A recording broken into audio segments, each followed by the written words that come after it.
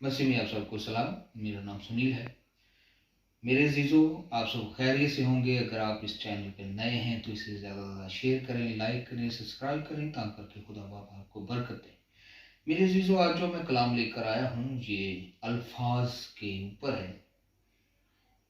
अल्फाज में कुदरत है मेरे अजीज़ों कि खुदा बाप कलाम मुकद्दस में क्या फरमाते हैं। खुदा बाप का कलाम क्या फरमाता है, क्योंकि वो कहती थी कि मैं सिर्फ उसकी पोशाक ही छू लूंगी तो अच्छी हो जाऊंगी, और वो फील फोर उसका खून बहना बंद हो गया और उसने अपने बदन में मालूम किया कि मैंने इस बीमारी से शिफा पाई। मेरे जीजो, मरकज उसका 5 बाब उसकी 28वीं आयत में ये मकलूम है। क्या आप सोच रहे हैं कि आपकी जिंदगी में अब कुछ भी नहीं हो सकता? आपके हालात कभी नहीं बदल सकते? क्या आप अब भी थक चुके हैं? हम अपने बारे में अब क्या सोच रहे हैं? हम अपनी जिंदगी में अपने लिए क्या कैसे ख्यालात रखते हैं? याद रखें, हमारे जज्बात और हमारे ख्यालात में और हमारी सोचों में अल्फाज अल्फाज में कुदरत होती है, ताकत होती है। अगर अल्फाज ताकतवर हैं तो हमें ताकतवर नताइज मिलते हैं। अगर हमारे अल्फाज कमजोर हैं तो हम खुशी एक इंतखाब है। अपने लिए अच्छे अल्फाज का इंतखाब करें। अल्फाज में कुदरत है। अल्फाज के अंदर एक तारीख होती है जो हमें गरमा देती है। अल्फाज में जिंदगी होती है और अल्फाज में मौत भी होती है।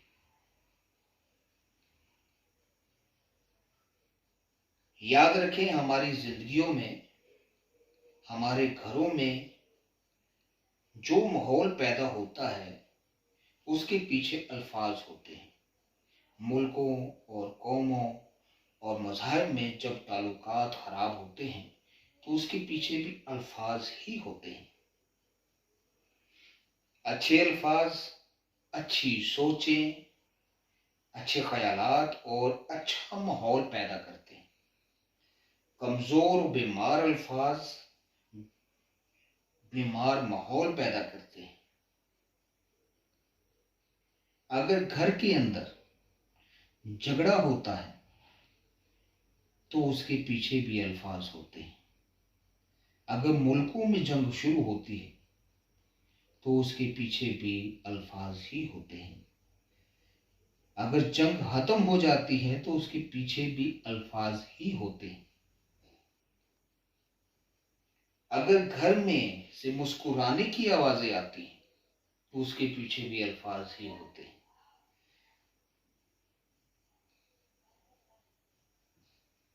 और अगर घर में से रोने की आवाजें आती हैं तो उसके पीछे भी अल्फाज ही होते हैं। याद रखें, अल्फाज के अंदर तासीरें होती हैं। अगर हम पाक रिश्तों में बंधते हैं, बांधे जाते हैं, तो उसके पीछे भी अल्फाज ही होते हैं। अगर खुदावंद ने पूरी कायनात को ताहलीक किया तो उसके पीछे भी अल्फाज थे। गौर करें, हम अपने इर्द गिर्द खानदान में, मिनिस्ट्रीज में, बच्चों में, शौहर में, बीवी में आपस में किस तरह के अल्फाज इस्तेमाल करते हैं, कैसा माहौल पैदा करते रहे हैं। याद रखें, हमारे अल्फाज जिंदगी और मौत दोनों पैदा कर सकते हैं।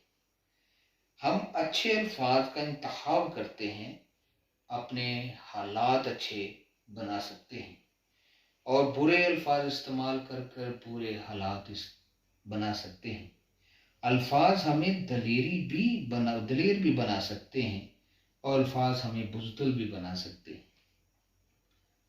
अगर हम परफॉर्मेंस के पीछे भी अल्फाज होते हैं, अपनी दुआया जिंदगी में अच्छे अल्फाज का इस्तेमाल करना शुरू करें। अपनी जिंदगी में अच्छे अल्फाज का ज़ख़ीरा करें। अच्छे अल्फाज हमारी शख्सियत में निखार पैदा करता है। हम गौर करें कि हम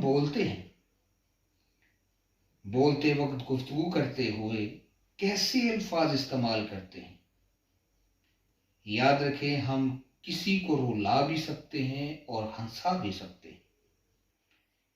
फर्क ये कि अल्फाज कैसे इस्तेमाल कर रहे हैं। इस औरत को देखें जिसके 12 वर्ष से खून जारी था, उसके माजी पर गौर करें तो हमें पता चलता है कि ये 12 सालों से बीमार थी और कई तबीबों के पास जा चुकी थी।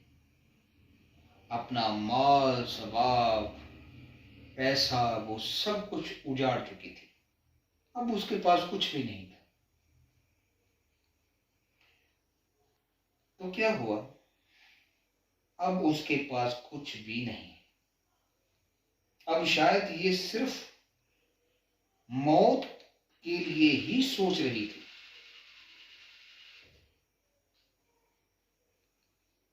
अब मैं मर जाऊंगी, ये सोच थी इसकी, ये अल्फाज थे, होने चाहिए थे ऐसे। जब उसने यीशु मसीह के मुतालिक सुना कि उसने अंधों को बनाई बख्शी, लंगड़ों को चलाया, मुर्दों को जिंदा किया, तो क्या हुआ? उसके अंदर शफा पाने की, जिंदगी पाने की एक तारीख पैदा हुई। क्या उसने ये बोला कि मैं अब भी शफा नहीं पा सकती? ऐसा उसने नहीं बोला। मैं उसको छू लूंगी तो शफा पा लूंगी, नामुमकिन है। क्योंकि मैं बहुत से तबीबों के पास गई, लेकिन फिर भी शफा नहीं पाई। चलो मैं एक बार फिर देखती हूं, क्या उसने मनफी अल्फाज इस्तेमाल किए? बिल्कुल नहीं किए। उसने ये सब कुछ नहीं सोचा। उसकी मसाबत सोचों ने, मसाबत ख्यालात ने, सेहतमंद अल्फाज ने उस के ईमान को गरमा दिया, और उसने कहा, मैं उसकी पोशाक ही छू लूंगी तो शिफा पा जाऊंगी। और क्या हुआ? मौजज़ा हो गया, वो शिफा पा गई। याद रखें, हमारी मनफी सोचें, मनफी ख्यालात हमारे अंदर से हमारे ईमान को बर्बाद कर देती। हमारी मुर्दा सोचें दीमक की तरह हमारे ईमान को खोखला कर देती हैं, और मसाबत अल्फाज हमारे अंदर ईमान पैदा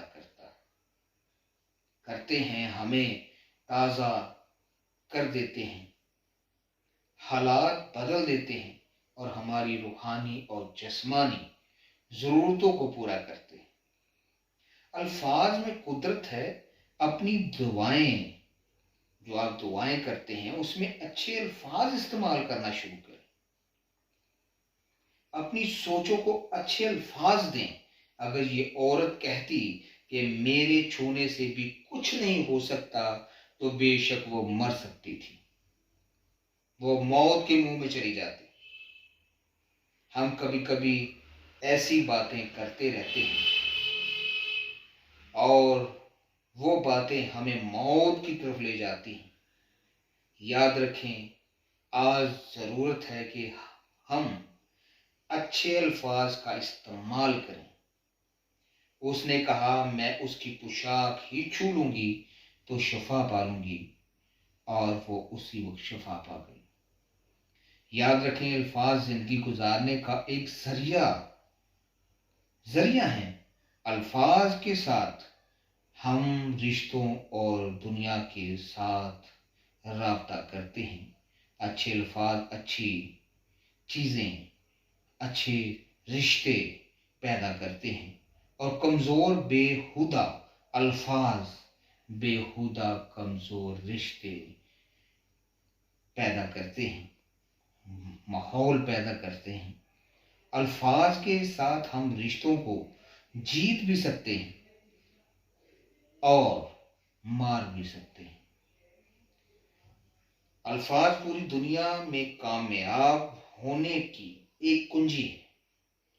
ये एक अनमोल खजाना है जो